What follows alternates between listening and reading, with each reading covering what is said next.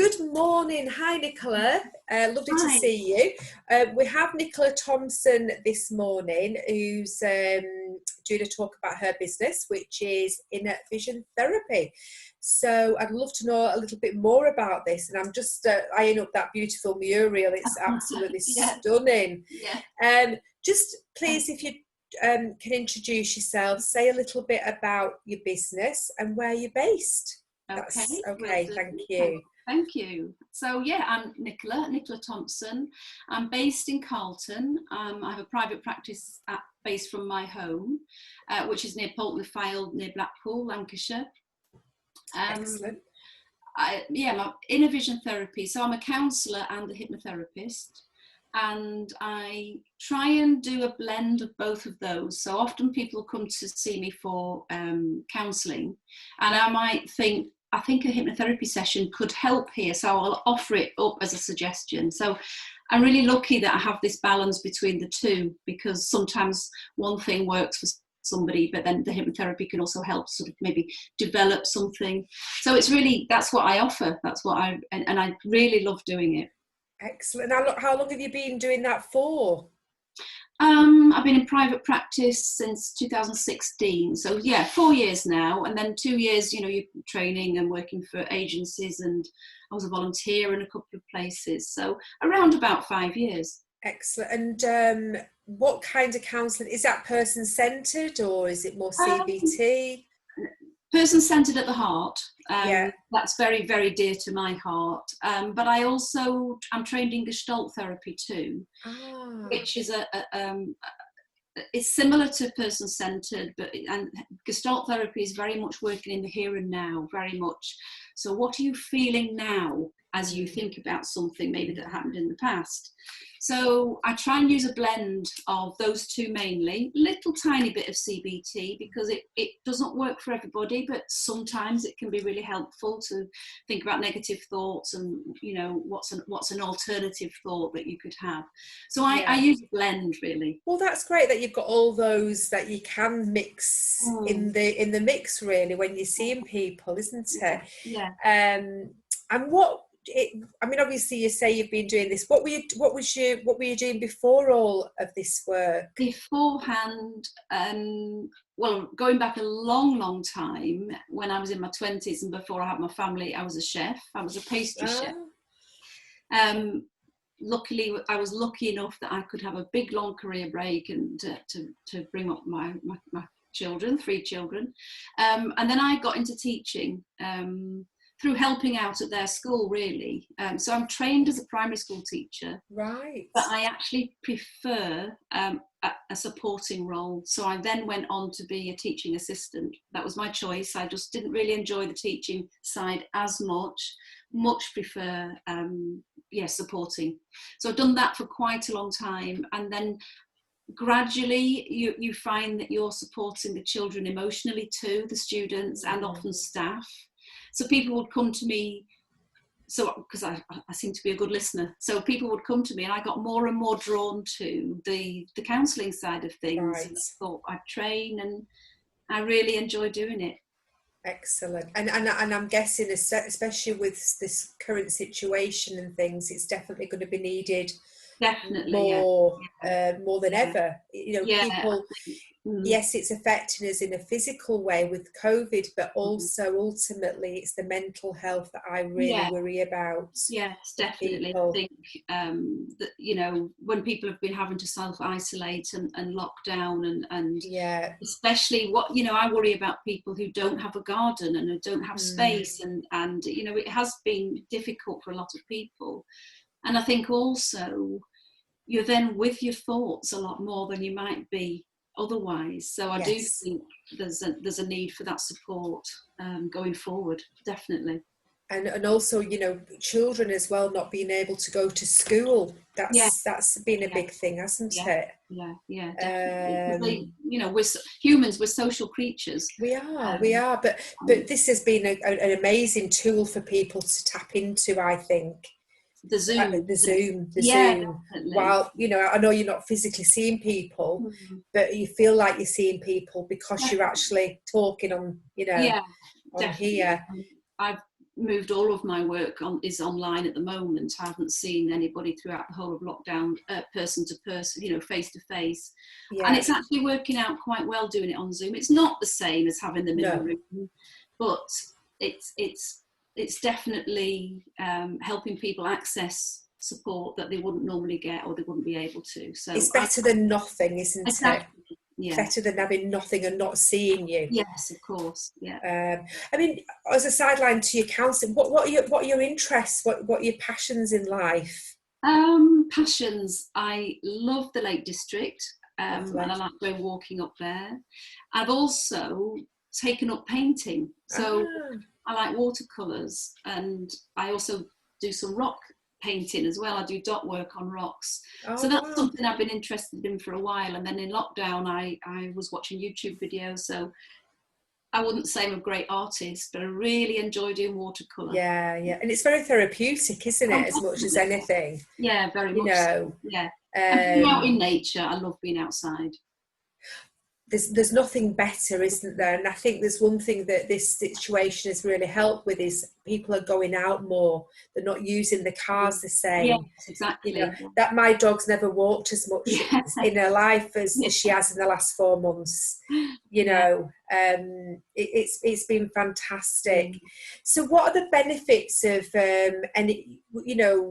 your clients coming to you?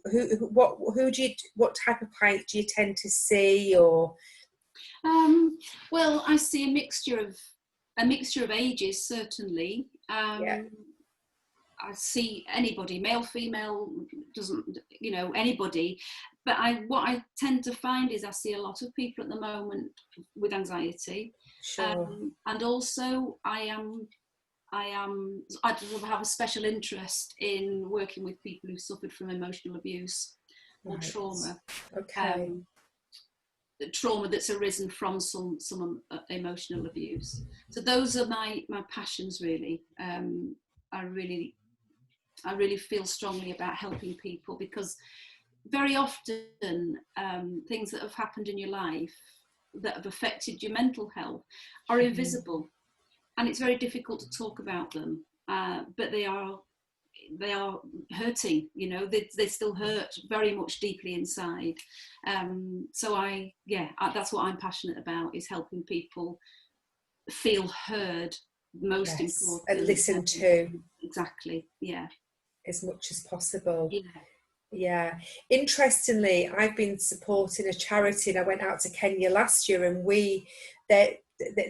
these girls flee from FGM, so they're completely traumatized, as you can appreciate. So we help them with counselling and also EFT. Oh yes, yeah. And does that is that helpful for them? It is absolutely. Yes. It's a good technique, isn't it? Because it's quite immediate. Yes, I think that's why and it's easier I think it was very easy for them to understand. Yeah. So it was very, very effective for them. That was very emotional work to be doing. I wasn't doing it personally. I'd gone out there because I support one of the girls out there, but we have trained people that come out with us and do that sort of thing. So you're saying that, I mean, generally you work from home, but so you've been doing it on Zoom as well, so people can access you through that as well, as much as possible. I've also got a YouTube channel myself that I started in lockdown. So I wanted to put out some mindfulness videos to help people in various groups that I belong to. And then I thought, well, I'll start a channel. So I do short videos, maybe 5 minutes, for people I did a course on, sort of 6-week course on mindfulness. And then I also talk about various aspects of mental health, how to support somebody with anxiety or depression, but also how to manage that anxiety if you have it yourself. So I'm in the process of making a few more and keeping that up. What is the channel called? Have you got a link? Same name, Inner Vision Therapy.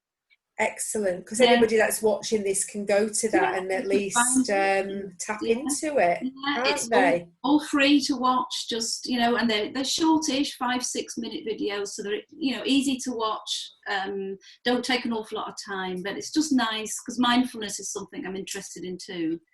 Yes, mindfulness is about being in the here and now. I think meditating and all that is just so powerful, because we don't take time sometimes out of our busy lives, do we? We're rushing around, and so I think certainly for a lot of people, what COVID will have done is made people reflect on that. Actually being able to work from home and actually not rush around, driving here, driving there. It's made I think it'll have made a big impact on lots of things, because I think we were getting to a stage where it was too fast, wasn't it? Yeah, the world was going far too fast, and as humans, we're not designed for that. No.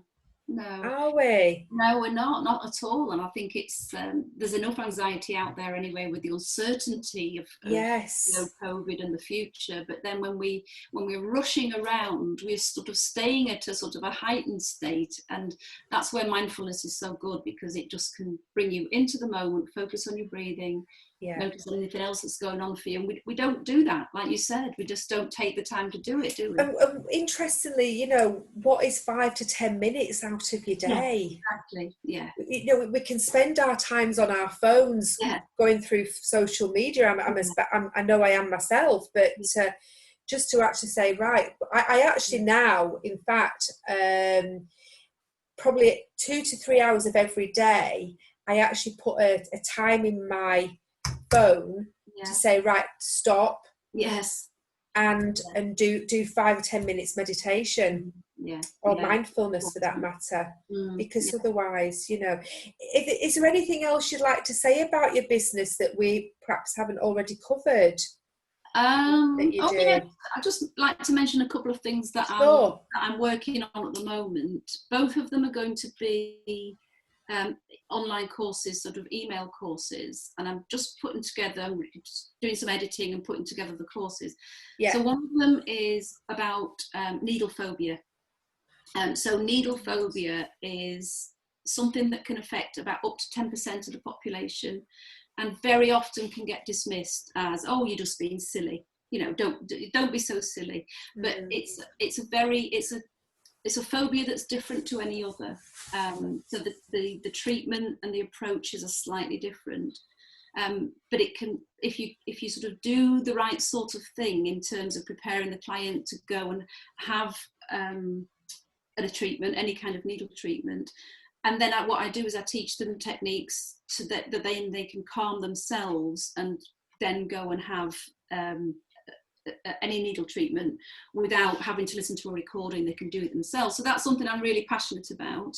So when you say needle treatment, we're talking like acupuncture? Well, no, I mean, say somebody needed to go, no, I'm talking more like going for an injection, having a blood test, that sort of thing. People are really, really frightened. Sure. And sometimes faint. And what I like to do is educate them and say, it's a very real fear, but there are things that you can do to sort of accept that, prevent yourself or give yourself the best chance of not fainting, help yourself to stay calm so that you can go in, have your injection or the blood test or whatever it is you need without that stress, because it's debilitating. And I've known people put off going for treatment because of their needle phobia, and then they're avoiding life-saving treatment. So it's the same like with the dentist. People have got that fear of the dentist, haven't they? And drills and all that sort of thing. So you did an online course, did you say? Yes, there's a couple. Yes, it'll be just 2 weeks. So it's an introduction and then a video, and I'll also get an MP3, a download that's specifically recorded